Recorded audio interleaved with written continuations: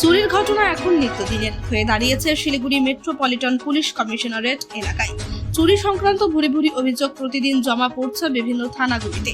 অভিযোগের ভিত্তিতে তদন্তে নেমে পুলিশ সার্থকতা পেলেও কমেনি চুরির হার। ফাঁকা বাড়ি পেলেই চুরির কাণ্ড ঘটাচ্ছে দুষ্কৃতীর দল।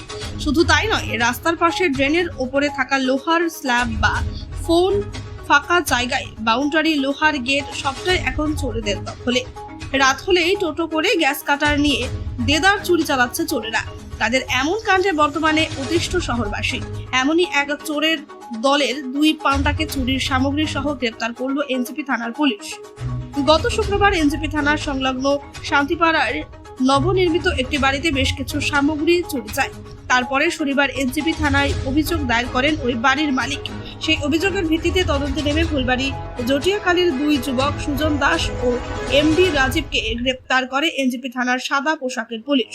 জানা গেছে, দুই যুবক দীর্ঘদিন ধরে ফুলবাড়ি সংলগ্ন বিভিন্ন এলাকায় এমন চুরির কাণ্ড ঘটিয়েছে। রবিবার ধৃতদের জলপাইগুড়ি আদালতে পাঠানো হয়। Want luxurious interiors at affordable prices? Get your dream home interiors at Swerve Squad Group. Book your free site visit today.